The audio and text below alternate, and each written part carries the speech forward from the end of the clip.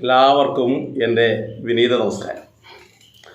പ്രിയ കുടുംബാംഗങ്ങളെ, ഞാനിപ്പോൾ വളരെ പ്രധാനമായൊരു വിഷയത്തെക്കുറിച്ച് സാധാരണക്കാരായ ആൾക്കാരിലേക്ക് എത്തിക്കുക.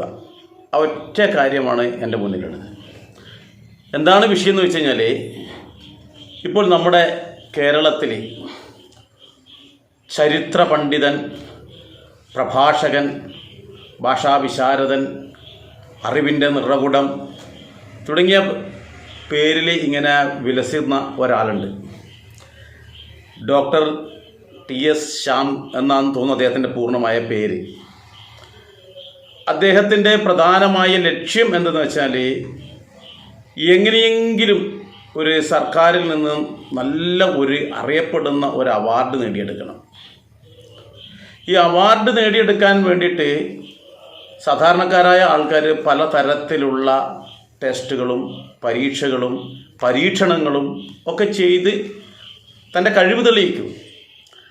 എന്നാൽ ഇവിടെ നമ്മുടെ ഈ ബഹുമാനപ്പെട്ട ശ്യാം എന്ന് പറയുന്ന അദ്ദേഹം ചെയ്യുന്ന എന്താണെന്ന് വെച്ചാൽ,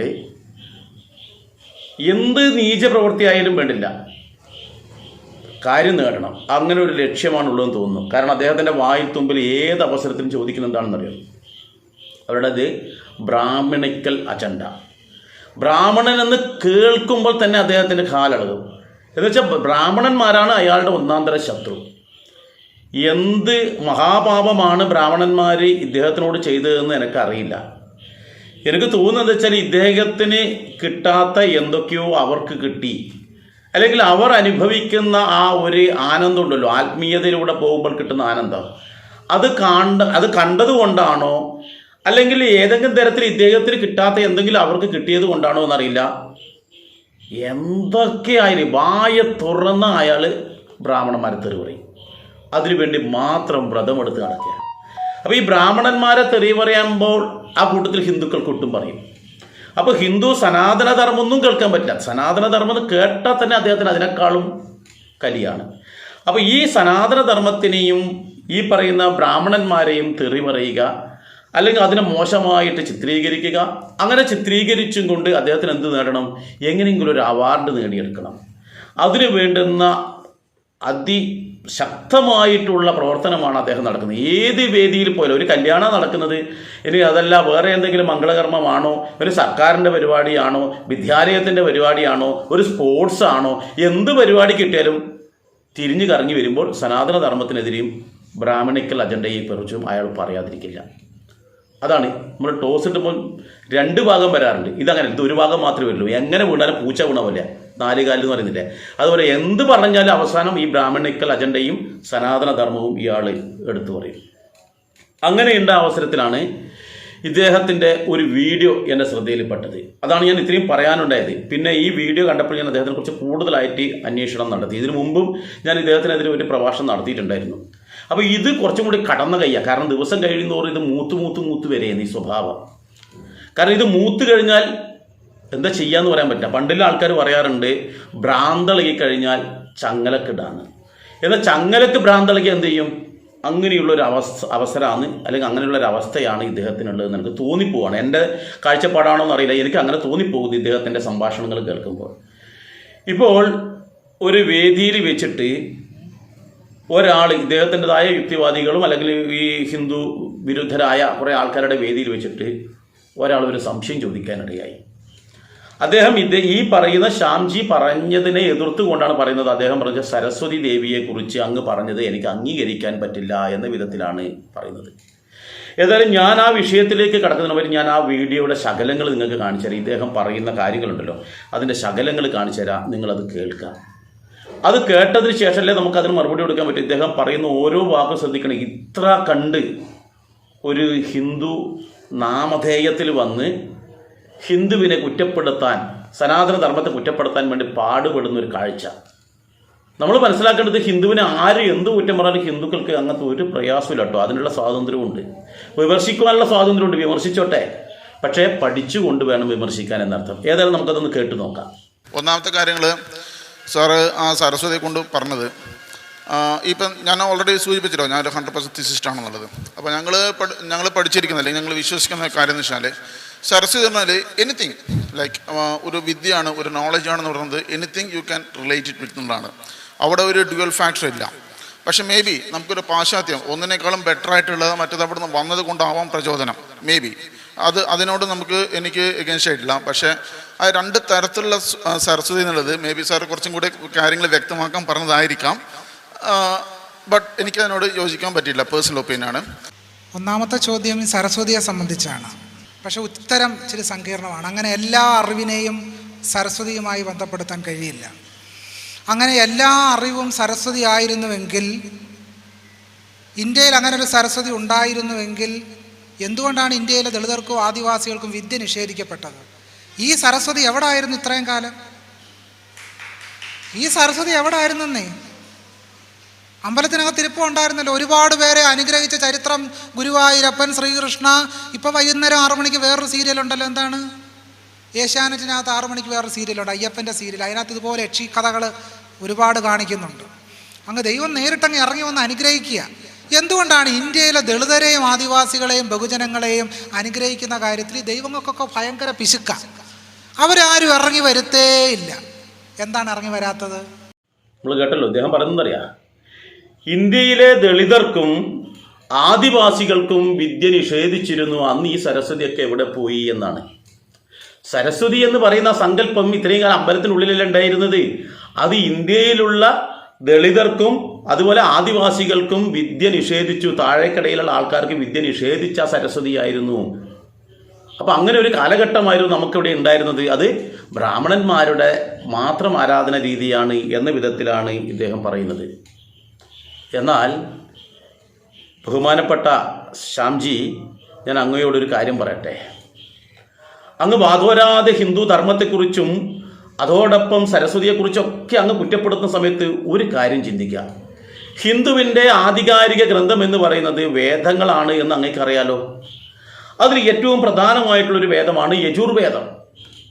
ഈ യജുർവേദത്തിലെ 26-ാം അധ്യായത്തിലെ 2-ാമത്തെ ശ്ലോകം ഒന്ന് നിങ്ങൾ എടുത്ത് നോക്കണം. അത് നിങ്ങൾക്ക് കിട്ടാൻ സാധ്യത കുറവാണ്. കാരണം നിങ്ങൾ വേദങ്ങളോ മറ്റൊന്നുമല്ല, നിങ്ങൾ ഏതെങ്കിലും ഈശ്വര നിഷേധികളോ അല്ല ഹിന്ദു വിരുദ്ധരോ ആയ ആൾക്കാരുടെ പുസ്തകം വായിച്ചിട്ടായിരിക്കും ചിലപ്പം നിങ്ങൾ പറയുന്നുണ്ടാവുക. ഏതായാലും 26-ാമത്തെ അധ്യായത്തിലെ 2-ാമത്തെ ശ്ലോകത്തിൽ പറയുന്നത് എന്താണെന്നറിയോ? ശൂദ്രന്മാരും വേദം പഠിക്കട്ടെ എന്നാണ് പറയുന്നത്. എന്ന് വെച്ചാൽ എല്ലാ വിഭാഗം ആൾക്കാരും വേദം പഠിക്കണമെന്നാണ് പറഞ്ഞിട്ടുള്ളത്. അങ്ങനെ വേദം പഠിച്ചിട്ട് അവർ ബ്രാഹ്മണരായി തീരണമെന്ന് കൃത്യമായിട്ട് യജുർവേദത്തിലെ 26-ാമത്തെ അധ്യായത്തിലെ 2-ാമത്തെ ശ്ലോകത്തിൽ അത് പറയുമ്പോൾ കണ്ണിലും ഉള്ളിലും മൊത്തം ഇരുട്ട് ബാധിച്ച നിങ്ങൾക്കത് കാണാൻ കഴിയില്ല. വേദം ശൂദ്രൻ പഠിക്കട്ടെ എന്ന് പറഞ്ഞു. എന്നാൽ നിങ്ങളെപ്പോലെയുള്ള ആൾക്കാർ സമൂഹത്തിൽ പറഞ്ഞു വരുന്നത് എന്താണെന്നറിയോ? മനുസ്മൃതി എന്ന് പറയുന്ന ഗ്രന്ഥത്തിലും അതുപോലെ വേദഗ്രന്ഥങ്ങളിലും പറയുന്നത് വേദം പഠിക്കുന്ന ശൂദ്രന്റെ ചെവിയിൽ ഈയം കോരി ഒഴിക്കണമെന്ന് പറഞ്ഞിട്ടുണ്ട് എന്ന് നിങ്ങൾ പോലെയുള്ള ആൾക്കാർ പ്രചരിപ്പിക്കുന്നുണ്ട്. എന്നാൽ ഏത് വേദഗ്രന്ഥങ്ങളിലാണ് അങ്ങനെ പറയുന്നത്? എന്നാൽ മനുസ്മൃതിയിൽ അങ്ങനെ പറയുന്നുണ്ടോ? ഞാൻ മനുസ്മൃതി അരിച്ച് പെറുക്കി നോക്കിയിട്ടുണ്ട്. അവിടെ ഒരു മൂലക്ക് പോലും ഇങ്ങനൊരു വാക്ക് പറയുന്നില്ല. വേദം പഠിക്കുന്ന അല്ലെ പഠിക്കാൻ ശ്രമിക്കുന്ന ശൂദ്രന്റെ ചെവിയിൽ ഈയം കോരി ഒഴിക്കണമെന്ന് ഒരു സ്ഥലത്തും പറയുന്നില്ല എന്ന് ബഹുമാനപ്പെട്ട അങ്ങൊന്ന് മനസ്സിലാക്കണം. ഇത് കൃത്യമായിട്ടെന്ന് പറയാം. മനുസ്മൃതിയെ ആയിക്കോട്ടെ, വേദങ്ങളെ ആയിക്കോട്ടെ, സനാതന ധർമ്മത്തെ ആയിക്കോട്ടെ, നിങ്ങൾ വിമർശിച്ചോളൂ. പക്ഷെ മനസ്സിലാക്കിയിട്ട് വേണം വിമർശിക്കാൻ എന്നർത്ഥം. ഇവിടെ നമ്മൾ മനസ്സിലാക്കേണ്ട മറ്റൊരു കാര്യമുണ്ട്. ഇവിടെ ശൂദ്രൻ എന്ന് പറയുന്നത് എന്താണ് എന്ന് കൃത്യമായിട്ട് തന്നെ എവിടെ പറയുന്നുണ്ട്? നമ്മുടെ ഈ പറയുന്ന വേദഗ്രന്ഥങ്ങളിലും ഒക്കെ വിവരിക്കുന്നുണ്ട് എന്താണ് ശൂദ്രൻ. അപ്പോൾ ആ തരത്തിൽ അവന് വേണമെങ്കിൽ ബ്രാഹ്മണനാകാം എന്ന് കൃത്യമായിട്ട് യജുർവേദത്തിലെ ഈ 2-ാമത്തെ ശ്ലോകം നമ്മൾ കേൾക്കുമ്പോൾ തന്നെ അതിലൂടെ തെളിയിച്ച കർമ്മത്തിലൂടെ ബ്രാഹ്മണനായിത്തീർന്ന നിരവധി ആളെക്കുറിച്ചും നമ്മുടെ പുണ്യപുരാണ ഗ്രന്ഥങ്ങളിൽ പറയുന്നുണ്ട്. അതിൽ ഒന്ന് നമ്മുടെ വാൽമീകി തന്നെയാണ്. രത്നാകരൻ എന്ന് പറയുന്ന കാട്ടുകൊള്ളക്കാരനായിട്ടുള്ള ശൂദ്രനായിട്ടുള്ള അദ്ദേഹം ബ്രാഹ്മണനായി തീർന്ന് ശ്രേഷ്ഠ ഗ്രന്ഥങ്ങൾ രചിച്ചു, നിരവധി ഗ്രന്ഥങ്ങൾ.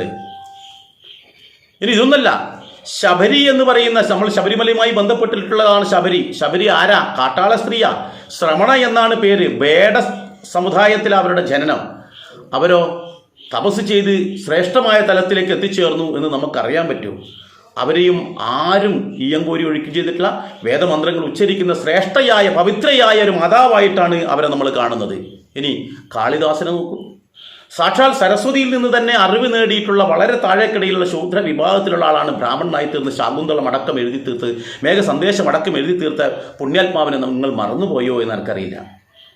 അപ്പോൾ കൂടാതെ വേദവ്യാസൻ ആരായിരുന്നു എന്ന് ഞാൻ പറയാതെ തന്നെ അറിയാം. ഒരു മുക്കുവ സ്ത്രീക്ക് ജനിച്ചിട്ട് ഈ പറയുന്ന മുഴുവൻ പുരാണങ്ങളും ഒക്കെ എഴുതി ഈ പറയുന്ന വേദങ്ങളെപ്പോലും ക്രോഡീകരിച്ച് നമുക്ക് മുന്നിലേക്ക് എത്തിച്ചെന്ന ആ പുണ്യാത്മാവിനെ നിങ്ങൾ മറന്നുപോയി കാണും. ഇവിടെ മനസ്സിലാക്കേണ്ടതറിയോ, കർമ്മം കൊണ്ടാണ് ഇങ്ങനെ സംഭവിക്കുന്നത്. ജന്മം കൊണ്ട് ഇവരൊക്കെ താഴേക്കിടയിലായാലും കർമ്മം കൊണ്ട് അവർ ശ്രേഷ്ഠമായ ഈ നിങ്ങൾ ഈ നേരത്തെ പറഞ്ഞ ബ്രാഹ്മണിക്കൽ പദവിയിലേക്ക് എത്തിച്ചേർന്നവരാണ് എന്ന് നിങ്ങൾ ചിന്തിക്കണം, അല്ലെങ്കിൽ മനസ്സിലാക്കണം. അവർക്ക് സരസ്വതി ആ കാലഘട്ടത്തിൽ ആദിവാസികൾക്കോ അല്ലെങ്കിൽ താഴേക്കിടയിലുള്ള ആൾക്കാർക്കോ ദളിതർക്കോ ഇടയിൽ ഉണ്ടായിരുന്നില്ല എന്ന് പറയുമ്പോൾ അവർക്കിടയിൽ ഉണ്ടായി അവരിലൂടെയാണ് മറ്റുള്ളവരിലേക്ക് എത്തിച്ചത് എന്ന് ഞാൻ ബോധ്യപ്പെടുത്താൻ വേണ്ടി മാത്രമാണ് ഇത് പറയുന്നത്. ഇനി അധികമൊന്നും വേണ്ട. നമ്മുടെ ഈ കൊച്ചു കേരളത്തിൽ തന്നെ അറിയപ്പെടുന്ന ഒരു പ്രമുഖ വ്യക്തിയുണ്ട്. കൊച്ചേരിയിൽ രാമൻ നാരായണൻ എന്നാണ് പറയുക. ചിലപ്പോൾ അങ്ങനെ പറഞ്ഞാൽ നിങ്ങൾക്ക് അറിയില്ല, കാരണം നിങ്ങൾ അത് കേട്ടിട്ടുണ്ടാവില്ല. എന്നാൽ ഞാൻ പറയാം, KR നാരായണൻ എന്ന് പറയുന്ന നമ്മുടെ ഭാരതത്തിൻ്റെ 10ാമത്തെ പ്രധാനമന്ത്രി ആയിട്ടുണ്ടായിരുന്നതാണ് അദ്ദേഹം ഉന്നത വിദ്യാഭ്യാസം നേടി അതിലൂടെ അദ്ദേഹം ലോകത്തിൻ്റെ പരമോന്നതമായ പദവിയിലേക്ക് എത്തി. അവിടെ നിന്നാണ് അദ്ദേഹം രാഷ്ട്രപതി തലത്തിലേക്ക് എത്തുന്നത്. അവർക്കൊന്നും ഈ പറയുന്ന വിദ്യാഭ്യാസം നിഷേധിച്ചിട്ടില്ല. ഇന്ന് അദ്ദേഹം ജീവിച്ചിരിപ്പുണ്ടെങ്കിൽ അദ്ദേഹത്തിന് 105 വയസ്സായി കാണുമെന്നും കൂടി നമ്മൾ ചിന്തിക്കണം. അപ്പോൾ അദ്ദേഹത്തിൻ്റെ കാലഘട്ടത്തിലും ആരും ഇത്തരത്തിൽ പരിതപിച്ചിട്ടില്ല. കാരണം ലക്ഷ്യമാണ് പ്രധാനം. അദ്ദേഹത്തെ പോലെയുള്ള സാധാരണക്കാരായ ആൾക്കാർക്ക് നല്ലൊരു ലക്ഷ്യമുണ്ടാവണം, എനിക്ക് ആരായി തീരണമെന്നുള്ള ലക്ഷ്യം വെച്ച് അവർ ജീവിച്ചത് കൊണ്ട് അവർക്ക് ഉന്നതിയിലേക്ക് എത്താൻ പറ്റി. എന്നാൽ അങ്ങ് പറയുന്ന ഒരു കാര്യം ശരിയാണ്. എന്തുകൊണ്ടെന്നാൽ ഈ താഴേക്കടയിലുള്ള ആൾക്കാർക്ക് സരസ്വതിയുടെ കടാക്ഷം കിട്ടിയിട്ടില്ല എന്ന് പറയാൻ കാരണം താഴേക്കടയിലുള്ള ചില ആൾക്കാർ, താഴേക്കടയിലുള്ള ആൾക്കാരെന്നല്ല മേൽജാതിക്കാരായ ആൾക്കാർക്കിടയിലും വിദ്യാഭ്യാസം ഇല്ലാത്ത നിരവധി ആൾക്കാരുണ്ടായിരുന്നു. കാരണം കഷ്ടപ്പാടും ദാരിദ്ര്യവും ഒക്കെ ഉണ്ടായിരുന്ന ആ കാലഘട്ടത്തിൽ അന്നത്തെ അന്നത്തിന് വേണ്ടി വഴി തേടുകയായിരുന്നു അവർ. അങ്ങനെയുള്ള പലരും വിദ്യ തേടാൻ വേണ്ടി പോയില്ല. അതുകൊണ്ടാണ് അവർക്ക് ആ സരസ്വതി കടാക്ഷം കിട്ടാതിരുന്നത്. പക്ഷേ ജീവിതത്തിൻ്റെ അനുഭവങ്ങളിലൂടെ അവർ നിരവധി ആ അറിവുകൾ നേടിയിട്ടുണ്ട്. അപ്പോൾ അങ്ങനെയുള്ള ഒരാളെ നമ്മൾ സരസ്വതി കടാക്ഷം കിട്ടാത്തവരാണെന്ന് ആക്ഷേപിക്കുമ്പോൾ താഴേക്കിടയിലുള്ള നിരവധി ആൾക്കാർ ജീവിത അനുഭവത്തിലൂടെ നേടിയെടുത്ത ആ അറിവിനെ അങ്ങ് പുച്ഛിച്ച് തള്ളുകയാണ് ചെയ്യുന്നതെന്നും കൂടി ഓർമ്മിപ്പിക്കട്ടെ. തീർന്നിട്ടില്ല, അദ്ദേഹം വീണ്ടും ചോദിക്കുന്നുണ്ട് കേട്ടോ. എന്താണെന്ന് കൂടി നമുക്ക് കേൾക്കാം. നമ്മൾ കേരളത്തിലെ ഇന്ത്യയിലെ തദ്ദേശീയമായ അറിവിനെ സംബന്ധിച്ച അനുഷ്ഠാന സ്വരൂപങ്ങളൊക്കെ പരിശോധിക്കുമ്പോഴറിയാം, തദ്ദേശീയ ജനവിഭാഗങ്ങൾ പ്രത്യേകിച്ച് ആദിവാസികളും കേരളത്തിലെ ദളിതരും ബഹുജനങ്ങളുടെയൊക്കെ അറിവ് എന്ന് പറയുന്ന അറിവിൻ്റെ മൂർത്തിയായിട്ട് അവരാരാധിച്ചുകൊണ്ടിരുന്നത് സരസ്വതിയെ ആയിരുന്നില്ല, അത് കാളിയെ ആയിരുന്നു. സരസ്വതിയെ ഒരു പ്രധാനപ്പെട്ട ദേവതാ ബിംബമായി കേരളത്തിലെ അടിത്തട്ട് സമുദായം കണ്ടിട്ടേ ഇല്ല. ഇവിടെ അദ്ദേഹം പറയുന്നത് എന്താണെന്ന് അറിയോ, കേരളത്തിൻ്റെ അടിത്തട്ട് വിഭാഗമായിട്ടുള്ള ആൾക്കാർ, താഴേക്കടയിലുള്ള ആൾക്കാർ സരസ്വതിയെ പൂജിച്ചിട്ടേ ഇല്ല എന്ന് പറയുന്നത്. അങ്ങനെ പൂജിച്ചിട്ടേ ഇല്ല. അവരാരാധിച്ചിരുന്നത് കാളിയെയാണെന്നാണ്. അതിനെന്താ അത്ഭുതം? എൻ്റെ ശ്യാം എന്ന് പറയുന്ന ശ്യാംജി, ഞങ്ങൾ കുറച്ച് ബഹുമാനത്തോടുകൂടി പറയുകയാണ്, കാരണം എൻ്റെ സംസ്കാരം അതായതുകൊണ്ട് അങ്ങനെ പറയുന്നത് കേട്ടോ. കാരണം നിങ്ങൾ ഈ ബഹുമാനത്തിന് അർഹനാണോ എന്ന് എനിക്കറിയില്ല.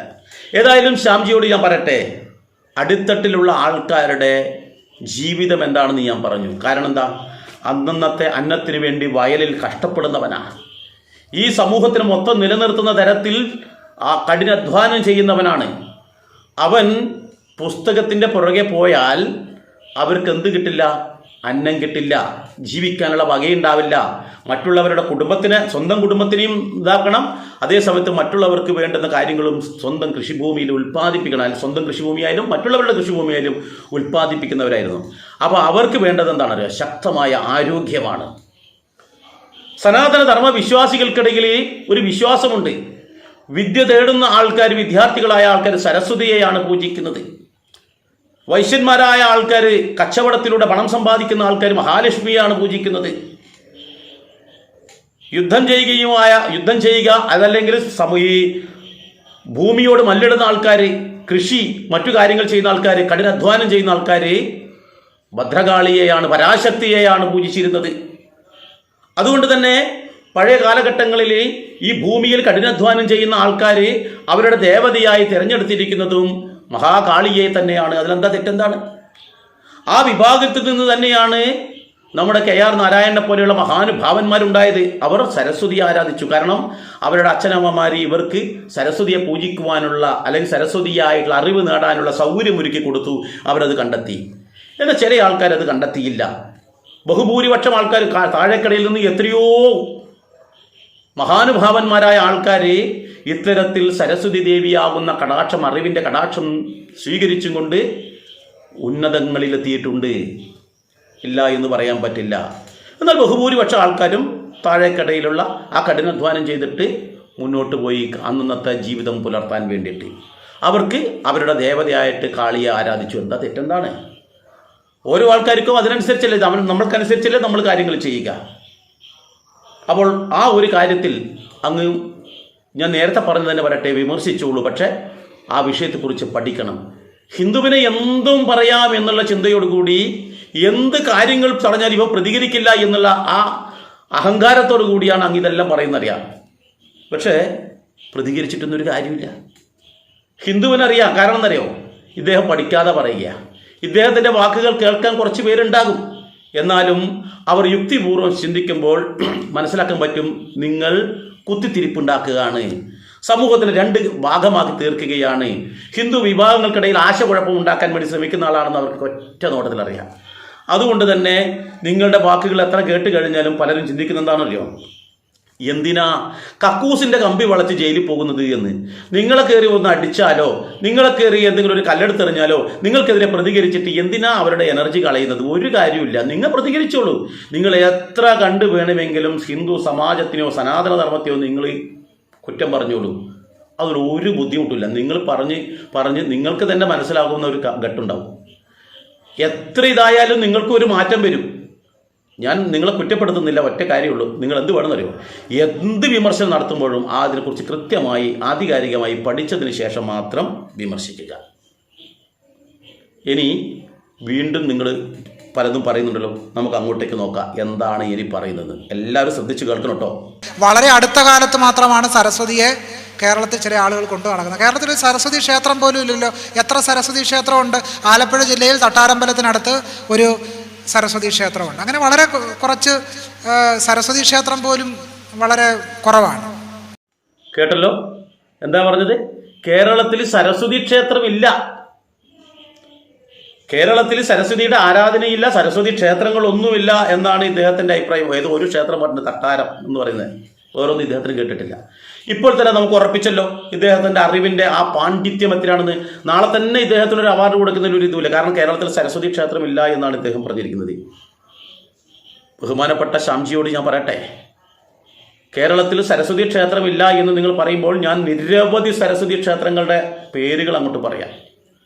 പറ്റുമെങ്കിൽ കേരളത്തിൻ്റെ തിരുവനന്തപുരം മുതൽ അല്ലെങ്കിൽ പാറശാല മുതൽ കാസർഗോഡ് വരെയുള്ള ഭാഗത്തേക്ക് ഈ പറയുന്ന ക്ഷേത്രങ്ങളിലേക്ക് ഒന്നൊരു യാത്ര നടത്തണം. എന്നിട്ട് ഈ പറയുന്നതെല്ലാം ശരിയാണെന്ന് നോക്കണം. കോട്ടയം ജില്ലയിൽ പനച്ചിക്കാട് എന്ന് പറയുന്ന സ്ഥലത്ത് ഒരു സരസ്വതി ക്ഷേത്രമുണ്ട്. തൃശ്ശൂർ ജില്ലയിൽ തിരുവുള്ളക്കാവ് എന്ന് പറയുന്ന സ്ഥലത്തൊരു സരസ്വതി ക്ഷേത്രമുണ്ട്. അങ്ങ് നേരത്തെ പറഞ്ഞിരിക്കുന്നത് മാവേലിക്കരയിലെ തട്ടാരമ്പലം എന്ന് പറയുന്ന സ്ഥലത്താണ്. അവിടെയും ഒരു സരസ്വതി ക്ഷേത്രമുണ്ട്. കോട്ടയം ജില്ലയിൽ തന്നെ വൈക്കം എന്ന് പറയുന്ന സ്ഥലത്തുണ്ട്. അവിടെ TV പുരം എന്ന് പറയുന്ന സ്ഥലമുണ്ട്. അവിടെ സ്വയംഭൂവായിട്ടുള്ള സരസ്വതി ദേവിയുടെ ക്ഷേത്രം കാണാം നമുക്ക്. എറണാകുളത്ത് എത്തിക്കഴിഞ്ഞാൽ അവിടെ വടക്കൻ പറവൂർ എന്ന് പറയുന്ന സ്ഥലമുണ്ട്. അവിടെ ദക്ഷിണ മൂകാംബിക ക്ഷേത്രം എന്ന് പറയുന്ന ഒരു ക്ഷേത്രമുണ്ട്. ഇത് കൂടാതെ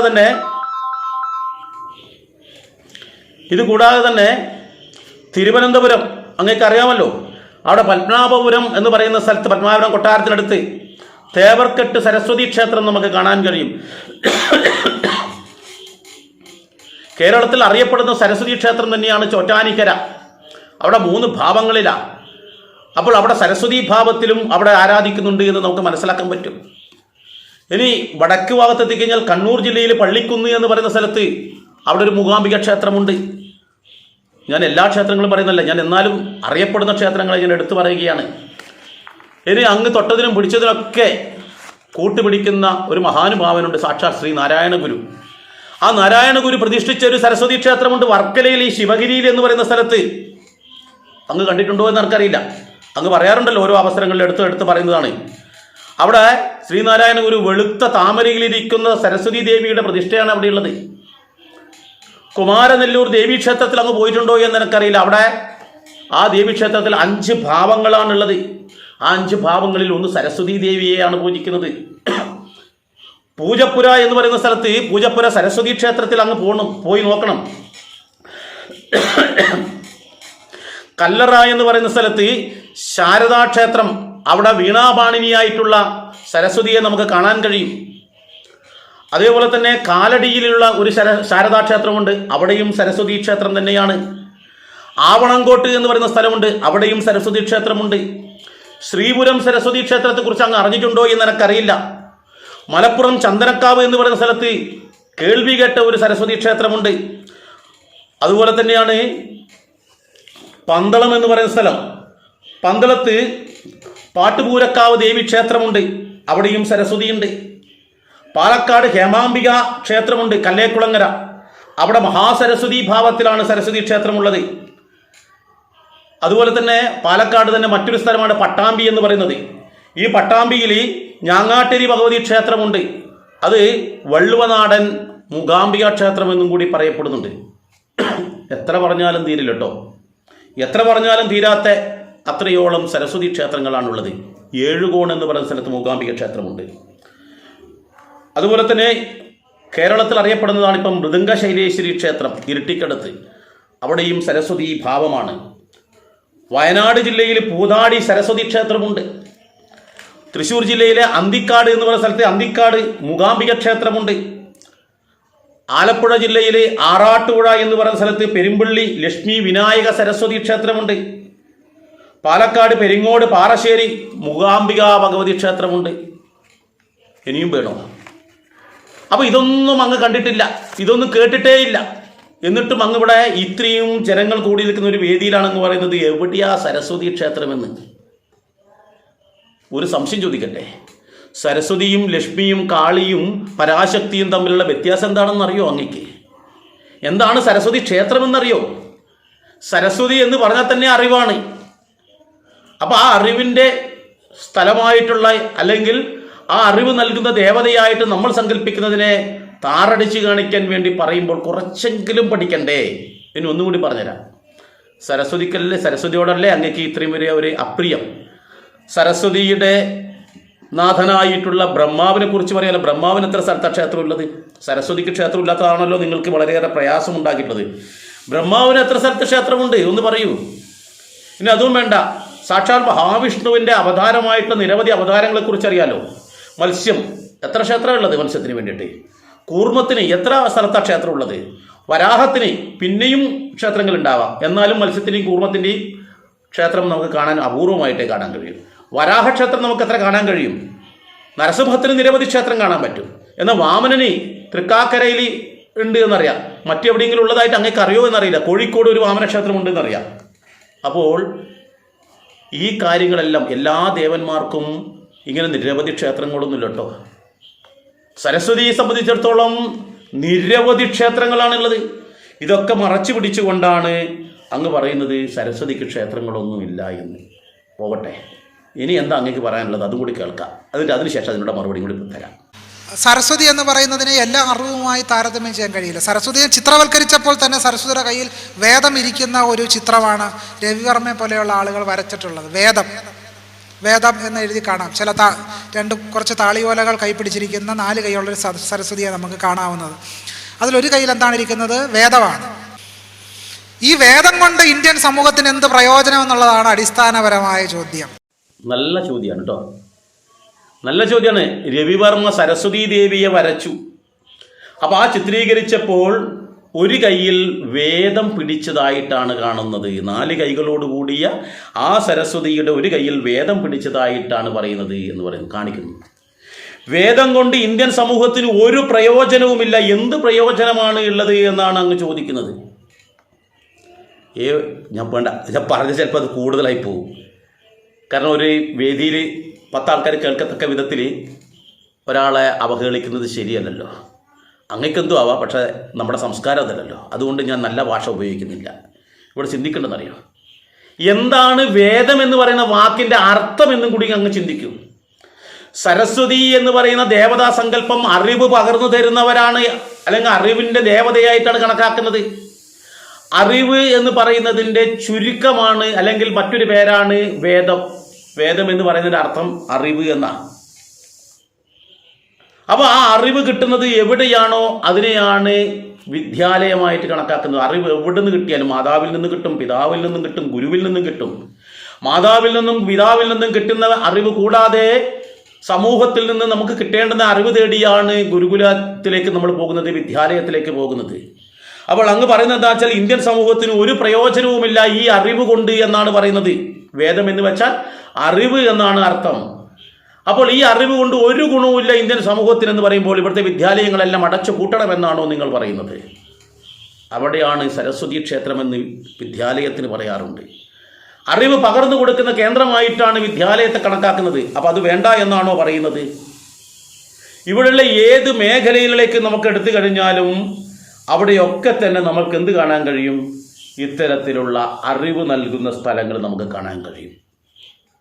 ഓരോ ആൾക്കാർക്കും ഇഷ്ടപ്പെട്ട അറിവുകളാണ് നേടുന്നത്. ഡോക്ടറാവാൻ പോകുന്ന ആൾക്കാർക്ക് ഡോക്ടറിൻ്റെ ആ ഭാഗം പഠിക്കണം, ആ അറിവ് നേടണം. ഇനി ഒരു കൂലിപ്പണിക്കാരനായാൽ പോലും, ഒരു മത്സ്യക്കച്ചവടക്കാരനായാലും അവൻ അവൻ്റെതായ അറിവുകൾ നേടേണ്ടതായിട്ടുണ്ട്. അപ്പോൾ അറിവില്ല, അറിവ് വേണ്ട എന്നാണ് നിങ്ങൾ പറയുന്നത്. ഇന്ത്യൻ സമൂഹത്തിന് അതുകൊണ്ടൊരു ഗുണവുമില്ല എന്ന്. എന്താ പറയുക, ശ്യാം എന്ന് വിളിക്കുന്ന അങ്ങ്, ആ ശ്യാം എന്ന് പേരിന് വളരെയേറെ പവിത്രതയുണ്ട്. എന്നാൽ അതേ ഇതിലല്ല ഞാൻ പറയട്ടെ, എനിക്ക് പറയുമ്പോൾ കുറച്ച് കടുത്തു പോകുന്നുണ്ട്, ക്ഷമിക്കുക. അങ്ങ് മനസ്സിലാക്കേണ്ട ഒരു കാര്യം എന്താണെന്നറിയോ, ഈ പറയുന്ന ഭാരതം ഒരു കാലത്ത് അറിവിൻ്റെ കേദാരമായിരുന്നു, അറിവിൻ്റെ നിറഭൂമിയായിരുന്നു. വിദേശ രാജ്യങ്ങളിൽ നിന്ന് പോലും ആൾക്കാർ അറിവ് തേടി ഇവിടെ എത്തിയിട്ടുണ്ടായിരുന്നു. അങ്ങനെ കേട്ടിട്ടുണ്ടോ? ചൈനീസ് സഞ്ചാരിയായിട്ടുള്ള ഫാഹിയാനും ഹുയാൻസാങ് ഒക്കെ എഴുതിയ ഗ്രന്ഥങ്ങളിൽ കൃത്യമായി പറയുന്നില്ലേ, ഇവിടുത്തെ നളന്ദ സർവകലാശാലയും തക്ഷശില സർവകലാശാലയും വിക്രംശില സർവകലാശാലയും കേരളത്തിലെ അറിയപ്പെട്ടൊരു സർവകലാശാല ഉണ്ടായിരുന്നു, ഈ പത്മനാഭപുരം കൊട്ടാരത്തിൻ്റെ അടുത്തായിട്ട്. അതിൻ്റെ പേര് ഞാൻ വിട്ടുപോയി, അതൊക്കെ അങ്ങേക്ക് ചിലപ്പോൾ അറിയായിരിക്കും. ഈ സർവകലാശാലയിലേക്ക് ആൾക്കാർ ഒഴുകിയെത്തുകയാണ് ഉണ്ടായിട്ടുള്ളത്. 5000-ഓളം വിദ്യാർത്ഥികളെ താമസിപ്പിച്ച് പഠിപ്പിച്ച സ്ഥലമുണ്ടായിരുന്നു എന്നാണ് പറഞ്ഞത്, നളന്ദയിലും തക്ഷശിലയിലും വിക്രംശിലയിലൊക്കെ. നമ്മുടെ തിരുവനന്തപുരത്തിനടുത്ത് കന്തള്ളൂർ എന്ന് പറയുന്ന സർവകലാശാല, കന്തള്ളൂർ എന്ന് പറയുന്ന സർവകലാശാല ഉണ്ടായി എന്ന് പറയുന്നു. വളരെ കേൾവി കേട്ടത്. ഇതൊക്കെ നശിപ്പിച്ചതാ. അതൊന്നും അങ്ങൊരു വേദിയിലും പറയില്ല, അതൊരു വേദിയിലും പറയില്ല. അറിവ് തേടി ഇവിടെ വന്നിട്ടുണ്ടായിരുന്നു. അപ്പോൾ ഇന്ത്യൻ സമൂഹത്തിന് എന്ത് പ്രയോജനമെന്ന് ചോദിച്ചു കഴിഞ്ഞാൽ, ഈ അറിവ് തേടി വിദേശികൾ പോലും ഇവിടെ വരുമ്പോൾ ഇന്ത്യൻ സമൂഹത്തിൻ്റെ വില എന്താണെന്ന് നിങ്ങൾ ചിന്തിച്ചിട്ടുണ്ടോ? ഇവിടെയുള്ള ഓരോ നമ്പൂതിരി ഗൃഹങ്ങളിൽ, അങ്ങ് പറഞ്ഞു ബ്രാഹ്മണിക്കൽ അജണ്ടാണെന്ന്, അവരുടെ ഗൃഹങ്ങളിൽ ഉണ്ടായിരുന്ന വിശിഷ്ടപ്പെട്ട താളിയോല ഗ്രന്ഥങ്ങൾ ഇവിടുന്ന് കടത്തിക്കൊണ്ടുപോയി വിദേശത്ത്. ആ താളിയോല ഗ്രന്ഥങ്ങൾ അവരുടെ പാഠ്യവിഷയമാക്കി. നമ്മളത് ഇവിടെ അന്ധവിശ്വാസം എന്ന് പറഞ്ഞ് തള്ളുന്ന സാധനം അവിടെ പാഠ്യവിഷയമാണ്. ഇതൊക്കെ അങ്ങേപോലുള്ള ആൾക്കാർ പറഞ്ഞു കൊടുക്കില്ല. കാരണം എന്താ, ഈ കാര്യം പറഞ്ഞു കഴിഞ്ഞാൽ അങ്ങേക്ക് ഒരു ഗുണവുമില്ല എന്ന് തോന്നിക്കാണും. കാരണം എന്താ, ഹിന്ദുത്വത്തിനെ എതിർക്കണം, സനാതന ധർമ്മത്തെ എതിർക്കണം, ബ്രാഹ്മണന്മാരെ എതിർക്കണം. അങ്ങനെ എതിർക്കുന്നതോട് കൂടിയിട്ട് എന്ത് വേണം, എനിക്ക് എന്തെങ്കിലും കാര്യം സാധ്യം നേടണം. അങ്ങക്ക് ഇതിനു വേണ്ടി കൈയടിക്കുന്ന ഒരു വിഭാഗമുണ്ടാകാം. ചിലപ്പോൾ ഇതിൽ നിന്നൂടെ നിരവധി പണം സമ്പാദിക്കാനുള്ള വഴികൾ കാണുന്നുണ്ടാവും. ഹിന്ദുവിനെ കുറ്റം പറഞ്ഞാൽ ആർക്കൊക്കെയാണോ സന്തോഷം ഉണ്ടാവുക, അവരിൽ നിന്ന് ഈ പണം സമ്പാദിക്കാം, അതുപോലെ ഒരു അവാർഡ് നേടിയെടുക്കാം എന്നുള്ള ചിന്തയായിരിക്കാം അങ്ങക്ക് ഇത്തരത്തിലുള്ള സംഭാഷണങ്ങൾ വായിൽ നിന്ന് വരുന്നത്.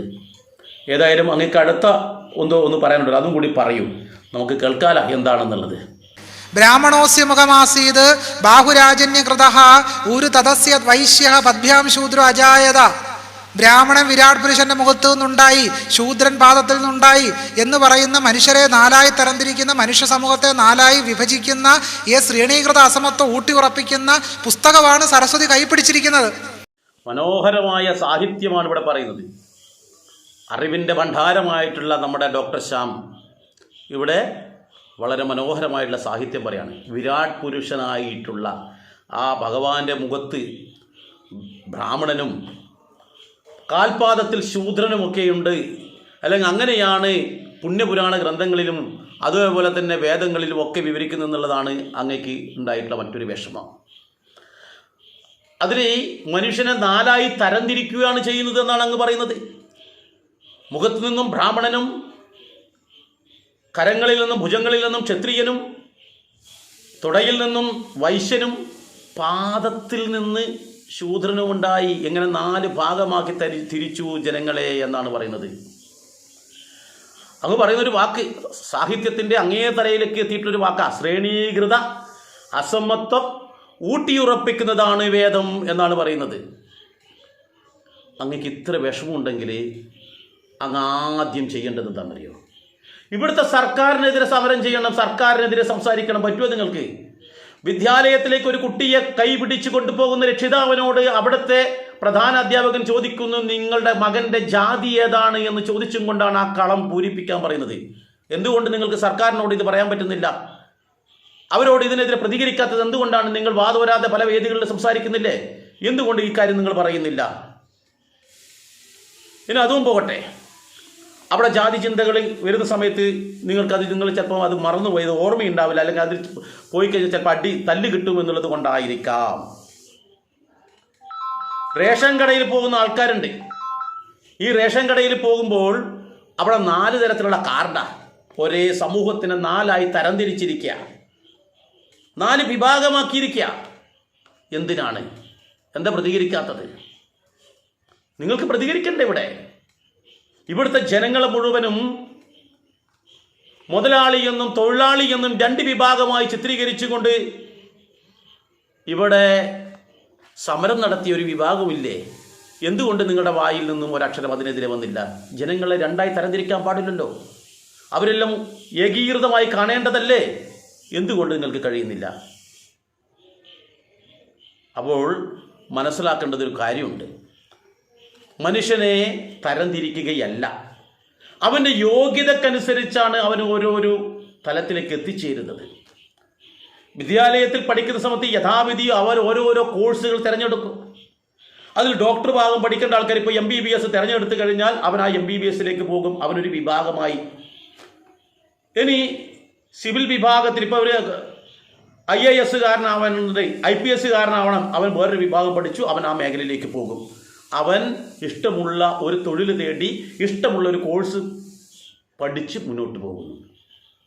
ഇനി ഇതൊന്നുമല്ല, എനിക്ക് കൃഷിപ്പണിയാണ് ഉത്തമമെന്ന് തോന്നിക്കഴിഞ്ഞാൽ അവൻ ആ കൃഷിയിടത്തിലേക്ക് ഇറങ്ങും. അവന് ഭൂമിയുണ്ട്, ശുദ്ധമായിട്ടുള്ള ഭക്ഷണം കഴിക്കണം, ശുദ്ധമായ വായു ശ്വസിക്കണം, ആരുടെയും അടിമയായി നിൽക്കാൻ പറ്റില്ല, സ്വാതന്ത്ര്യത്തോടു കൂടി ജോലി ചെയ്യണം എന്ന ചിന്തയോടുകൂടി സ്വന്തം കൃഷിയിടത്തിൽ കൃഷി ഇറക്കി ജോലി ചെയ്യുന്ന ആൾക്കാരുണ്ട്. അവന് വേറൊരു വിഭാഗമാണ്. ഇതേപോലെ തന്നെയാണ് ഈ പറഞ്ഞിരിക്കുന്ന 4 വിഭാഗങ്ങൾ. അത് മനസ്സിലാക്കാനുള്ള മൂള പോലും അങ്ങേക്കില്ലാതെ പോയല്ലോ എന്നുള്ളതാണ് എൻ്റെ പ്രയാസം. അതെന്താണ്? അങ്ങ് പറഞ്ഞല്ലോ ആ വിരാട് പുരുഷന്റെ മുഖത്ത് നിന്നാണ് ബ്രാഹ്മണൻ ഉണ്ടായതെന്ന്. എന്താ ഈ ബ്രാഹ്മണൻ എന്ന് പറഞ്ഞാൽ? അതെങ്കിലും ചിന്തിച്ചൂടെ? ബ്രാഹ്മണൻ എന്ന് പറഞ്ഞാൽ നമ്മൾ മനസ്സിലാക്കേണ്ടത് യഥാർത്ഥത്തിൽ അറിവ് പകർന്നു തരുന്നവൻ, അറിവ് മനസ്സിലാക്കി അതിനനുസരിച്ച് ജീവിതത്തിൽ പകർത്തി മറ്റുള്ളവർക്ക് പറഞ്ഞു കൊടുക്കുന്നവനെയാണ് ബ്രാഹ്മണൻ എന്ന് പറയുന്നത്. എന്നാൽ ഇന്നത്തെ കാലഘട്ടത്തിലെ ബ്രാഹ്മണന്മാരാ? അധ്യാപകന്മാരാണ്. അറിവുണ്ട്, അത് ജീവിതത്തിൽ പകർത്തി മറ്റുള്ളവർക്ക് പറഞ്ഞു കൊടുക്കുന്നവനാണ് ഈ ബ്രാഹ്മണൻ. ക്ഷത്രിയൻ എന്ന് പറഞ്ഞ 2ാം വിഭാഗം. ഈ ബ്രാഹ്മണൻ എന്ന് പറയുന്നത് മുഖത്താണെന്ന് പറഞ്ഞുകൊണ്ട് അങ്ങ് ഇത്രയുള്ള പ്രയാസം. ബ്രാഹ്മണന്റെ മുഖത്തും ശൂദ്രന്റെ കാലിലുമാണ് ചിത്രീകരിച്ചിരിക്കുന്നത് വിരാട് പുരുഷ രൂപത്തിൽ. അതാണല്ലോ ഏറ്റവും കൂടുതൽ വിഷമമുണ്ടാക്കിയിട്ടുള്ളത്. അവർ ചിന്തിക്കേണ്ടത് അറിവ് പകർന്നു തരുന്നത് എല്ലാവരും നാവ് കൊണ്ടാണ്, അല്ലാതെ കാലുകൊണ്ടല്ല. അപ്പോൾ ആ അറിവ് പകർന്നവൻ എന്ന രീതിയിലാണ് ആ ഗുരുസ്ഥാനി അല്ലെങ്കിൽ ആ ബ്രാഹ്മണയ്ക്കൽ എന്ന് പറയുന്ന അജണ്ട അവിടെ വന്നിട്ടുള്ളത്. ക്ഷത്രിയൻ കരങ്ങളാണ്. കരങ്ങൾ കൊണ്ടാണ് ഓരോ രാജ്യം വെട്ടിപ്പിടിക്കുകയും ശത്രുവിനെ ഹനിക്കുകയും ചെയ്യുന്നത്. നിയമം നടപ്പിലാക്കുന്നത് കരങ്ങൾ കൊണ്ടാണ്. അപ്പോൾ അങ്ങനെയുള്ളവനെയാണ്, ആ കരങ്ങളിലാണ് ആ ക്ഷത്രിയന് സ്ഥാനം കൊടുത്തിട്ടുള്ളത്. ഇന്നത്തെ രാഷ്ട്രീയ നേതാക്കന്മാരായ ആൾക്കാർ, ഭരണകർത്താക്കളാണ് ഈ ക്ഷത്രിയന്മാരായിട്ട് ഇന്ന് നമ്മൾ കാണേണ്ടത്. പണ്ട് രാജാക്കന്മാരെ. വൈശ്യന്മാരെന്ന് പറയുന്നത് കച്ചവടക്കാരാ. ഈ 2 വിഭാഗവും ഈ കച്ചവടം ചെയ്യുന്ന ആൾക്കാരിൽ നിന്ന് സാധനം വാങ്ങുന്നുണ്ട്. അവരാണ് ഈ പറയുന്ന തുടകളിലുള്ളത്. അതിന് ഏറ്റവും പ്രയാസമുള്ളത് എന്താ? ശൂദ്രനെ കാൽപാദങ്ങളിലാക്കി എന്നുള്ളത്. ഹേ വിഡ്ഢി എന്ന് തന്നെ ഞാൻ വിളിക്കട്ടെ. അറിവിൻ്റെ കേദാരമാണെന്ന് അങ്ങ് അഹങ്കരിക്കുന്നുണ്ടെങ്കിൽ ഞാൻ പറയുന്നു അങ്ങ് പമ്പര വിഡ്ഢിയാണെന്നാണ് ഞാൻ പറയുന്നത്. എന്തുകൊണ്ടെന്നാൽ യഥാവിധി സന്യാസി ശ്രേഷ്ഠന്മാരായ ആൾക്കാരും അതുപോലെ തന്നെ പഴയ കാലത്തുള്ള ആചാര്യന്മാരും ഒക്കെ തന്നെ തൻ്റെ മുന്നിൽ വരുന്ന ആൾക്കാരെ അനുഗ്രഹിക്കുന്നത് കാൽപാദം കൊണ്ടാണ്. ഈ ശരീരത്തിലുള്ള പൂർണ്ണമായിട്ടുള്ള പോസിറ്റീവ് എനർജി കാൽപാദത്തിലൂടെ അവരുടെ ശരീരത്തിലേക്ക് പ്രവഹിപ്പിക്കുകയാണ് ചെയ്യുന്നത്. പോട്ടെ, അത് അന്ധവിശ്വാസമാണ്. അപ്പോൾ അത് നമുക്ക് അങ്ങോട്ട് തള്ളിക്കളയാം. എന്നാൽ ഒരു കാര്യം ചിന്തിക്കണം. എന്താണ് ഈ പാദത്തിൻ്റെ പ്രത്യേകത എന്ന് അങ്ങേക്ക് മനസ്സിലാക്കിയിട്ടുണ്ടോ? പാദത്തിൻ്റെ പ്രത്യേകത ബാക്കിയെല്ലാം അവിടെ നിൽക്കട്ടെ. ഈ പാദമാണ് വയലിൽ കൃഷി ചെയ്യുന്നതും മറ്റു കാര്യങ്ങളൊക്കെ ചെയ്യുന്നത്. എന്നാൽ ഇദ്ദേഹം കൃഷി ചെയ്തിട്ടില്ല എങ്കിൽ ഈ പറയുന്ന വൈശ്യനില്ല, ഈ പറയുന്ന ക്ഷത്രിയനില്ല, ഈ പറയുന്ന ബ്രാഹ്മണനില്ല. ഈ 3 വിഭാഗത്തിനെയും താങ്ങി നിർത്താൻ ഈ പാദം വേണം. ഈ പാദമില്ലെങ്കിൽ ഒന്നുമില്ല. അപ്പോൾ ഏറ്റവും പ്രധാനമായിട്ടുള്ള ഒരു ഘടകമാണ് ഈ പാദം. ഏറ്റവും പ്രധാനമായിട്ടുള്ള വിഭാഗമാണ് ശൂദ്രൻ എന്നർത്ഥം. അങ്ങനെ തന്നെയാണ് എല്ലാ ഗ്രന്ഥങ്ങളിലും വിവരിച്ചിട്ടുള്ളത്. അങ്ങ് എങ്ങനെ അത് വ്യാഖ്യാനിച്ചെടുത്തു എന്ന് എനിക്കറിയില്ല. അതുകൊണ്ട് തന്നെയാണ് എത്ര വലിയ ഗുരുവിൻ്റെ മുന്നിലേക്ക് എത്തിയാലും, എത്ര വലിയ മാതാവിൻ്റെ മുന്നിലും പിതാവിൻ്റെ മുന്നിലും കാരണവരുടെ മുന്നിലെത്തിയാലും, ബഹുമാനിക്കപ്പെടേണ്ട ഏത് വ്യക്തിയുടെ മുന്നിലെത്തിയാലും സാധാരണക്കാരായ ആൾക്കാർ ആ പാദത്തിലാണ് നമസ്കരിക്കുന്നത്.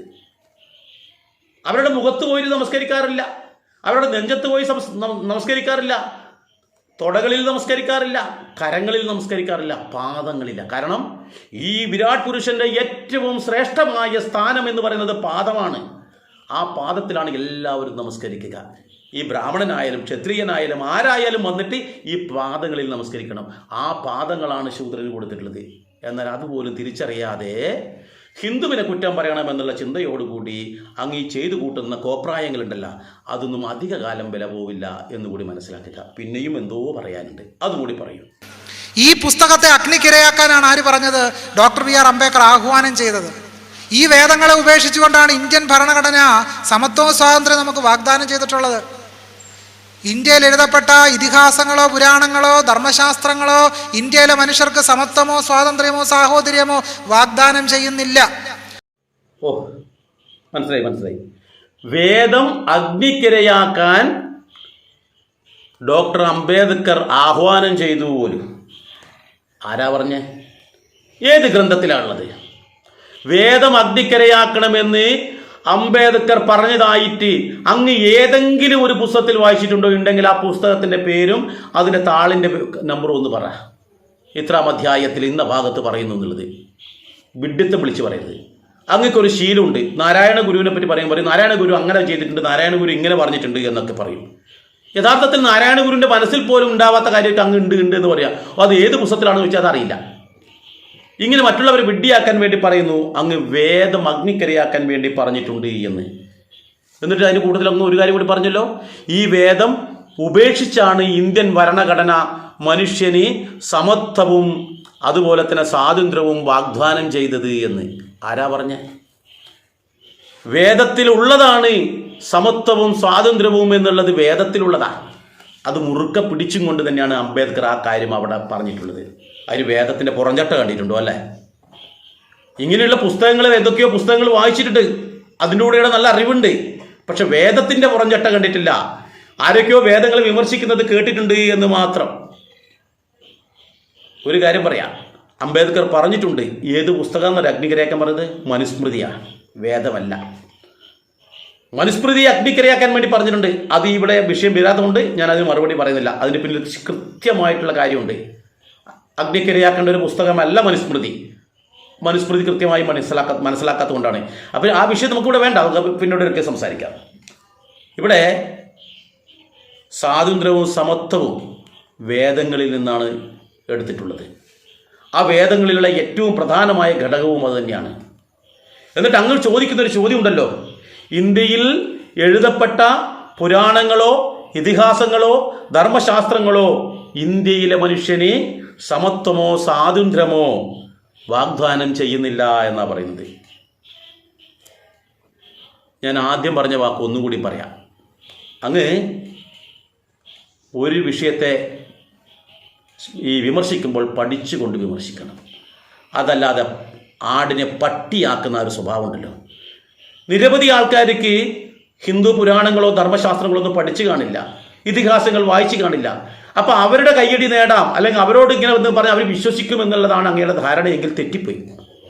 ഇന്ന് അങ്ങ് പറയുന്ന ഇത്തരത്തിലുള്ള കാര്യങ്ങൾ തെറ്റാണെന്ന് വിളിച്ചു പറയാൻ എന്നെപ്പോലുള്ള സാധാരണക്കാരായ നിരവധി ആൾക്കാരുണ്ട് ഇവിടെ എന്ന് നിങ്ങൾ ചിന്തിക്കണം. അതുകൊണ്ട് അങ്ങ് എന്തെങ്കിലും പൊട്ടത്തരം വിളിച്ചു പറഞ്ഞാൽ നമ്മുടെ ശ്രദ്ധയിൽപ്പെട്ടാൽ ഞങ്ങൾ ഇതുപോലെ വിളിച്ചു പറയും.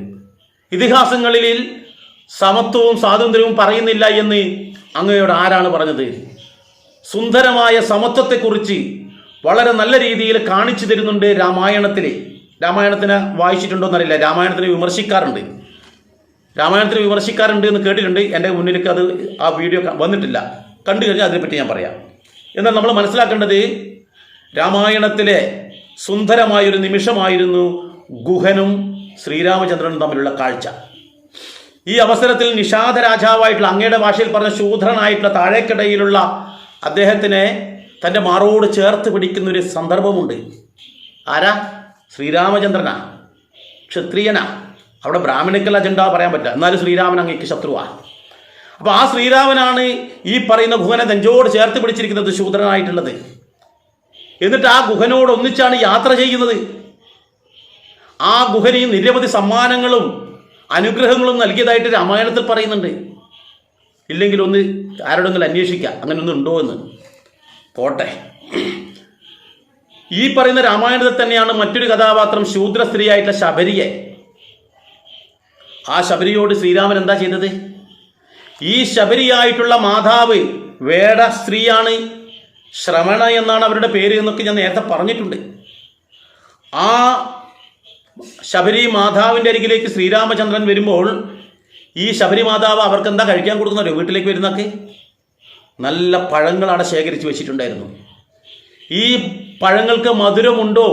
എൻ്റെ സ്വാമിയായ ശ്രീരാമചന്ദ്രൻ വരുമ്പോൾ മധുരമുള്ള ഈ ഭക്ഷണം കൊടുക്കണ്ടേ എന്ന് കരുതി ഓരോ ചെറു പഴങ്ങളും എടുത്ത് കടിച്ച് അത് രുചിയുള്ളതാണെന്ന് തോന്നിക്കഴിഞ്ഞാൽ, ആ രുചിയുള്ളതെന്ന് തോന്നിയാൽ മാത്രം അത് ശ്രീരാമന് കൊടുത്തു. കടിച്ചതിന് ശേഷമുള്ള എച്ചിലി, ആ എച്ചിലിനെ അമൃതായി സ്വീകരിച്ചുകൊണ്ട് കഴിക്കുന്ന ശ്രീരാമചന്ദ്രൻ രാമായണത്തിൽ നിങ്ങൾ കണ്ടിട്ടുണ്ടാവില്ല.